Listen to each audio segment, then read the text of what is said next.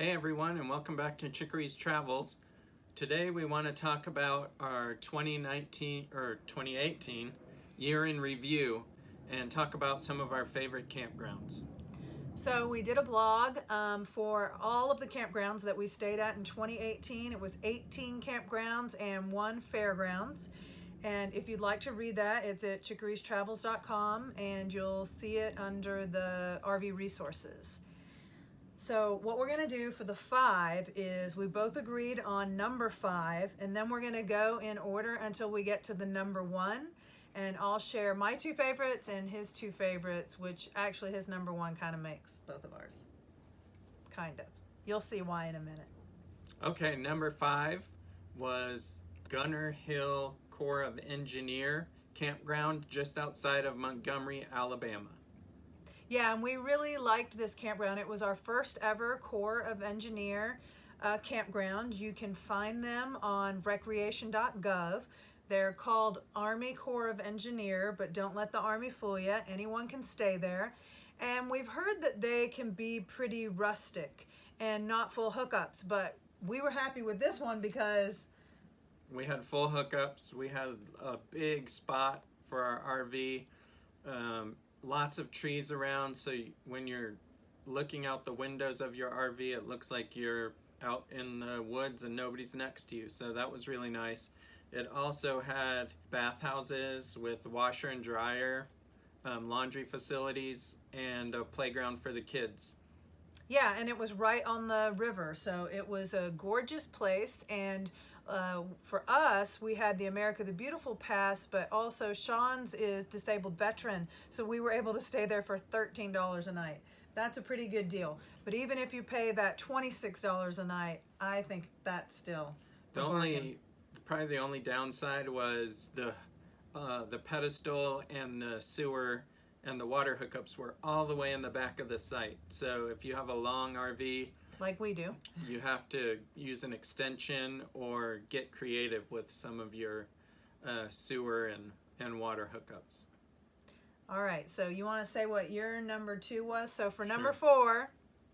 So my second favorite overall for the year was Alsatian RV Resort, and we actually stayed there twice during the year. We stayed there in April or May, and then for the month of November.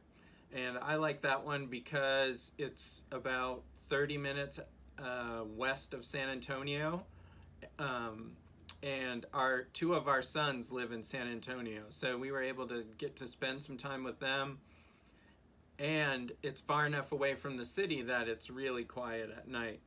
Also, the amenities there are pretty good. It's right on a golf course, so if you like to play golf, you can play golf. They have a swimming pool and a hot tub. They also have a nice sized fitness room, and in the office, the Wi-Fi was pretty decent.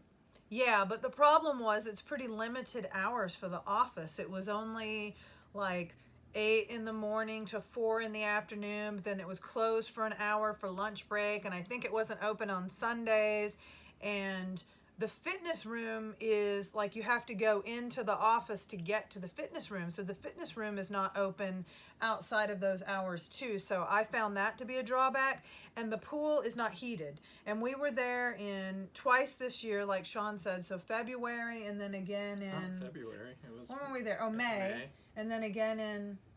November. And neither time was it warm enough to swim without a little bit of heated in the pool, and there was none. And then I didn't think the Wi-Fi was great at all, although I was trying to get work done, so that's why it wasn't high on my list. But like Sean said, it's still my number 1 in the San Antonio area. We're retired military, like you probably know, and we stay at a lot of military campgrounds, and there's actually 2 to choose from in San Antonio, and we still choose Alsatian because it's such a good deal with the monthly rate. And it's larger and definitely nicer than the military campgrounds there in town.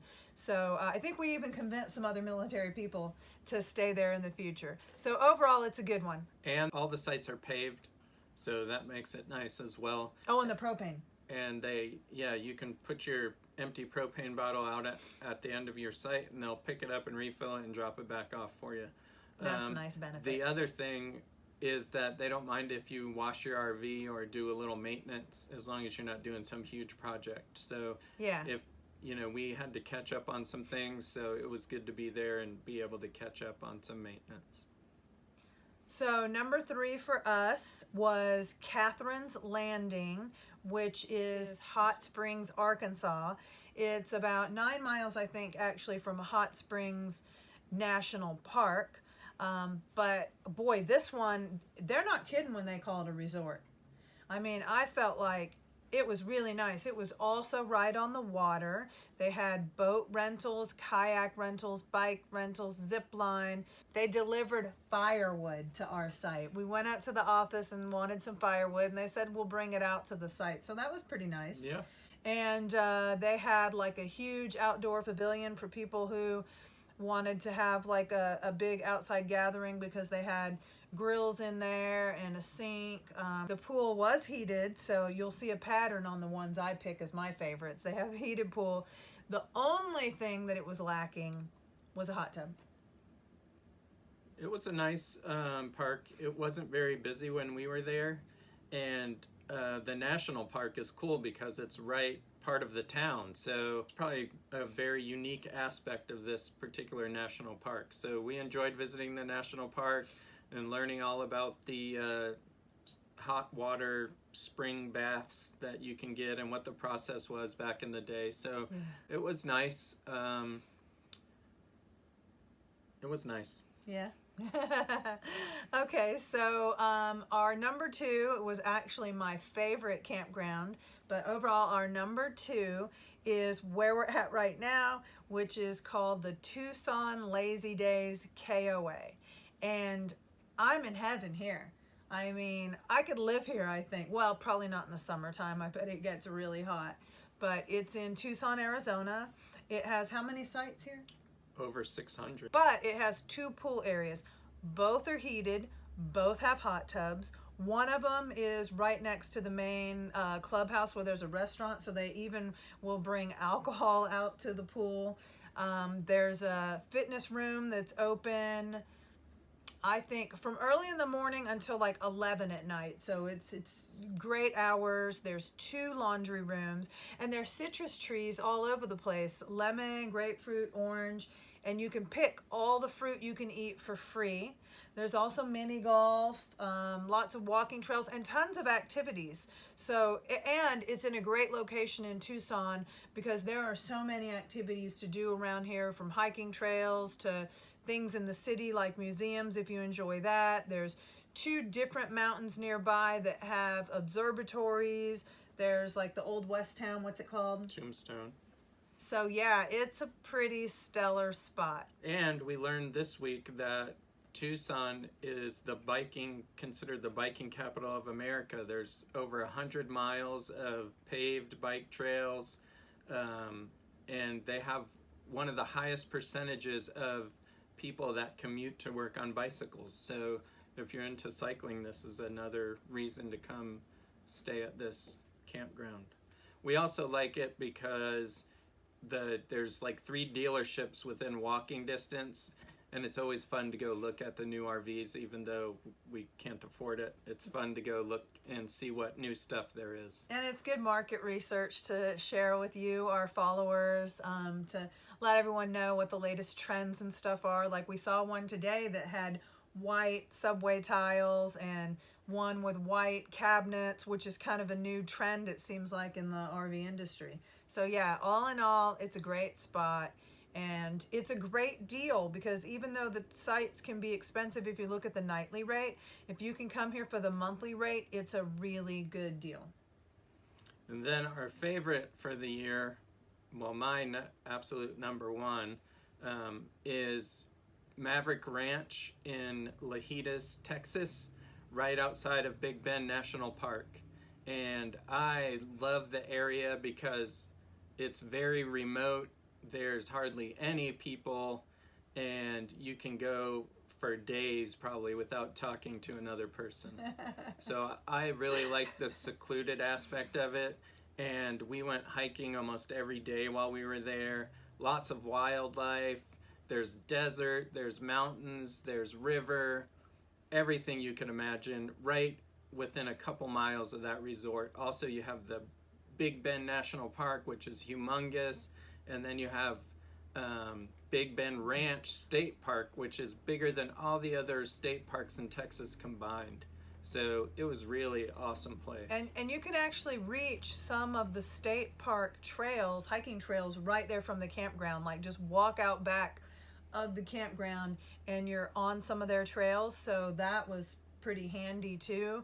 The only reason why it wasn't my number one campground, although it was my number one area, I definitely love that area because of all the amazing hiking, but it wasn't my number one campground only because the pool, it was kind of heated. What was the deal? It wasn't warm enough to swim in. It's some kind of solar thing. Heated. So overnight it gets cold. There's no, like, there must not be a battery or something, right?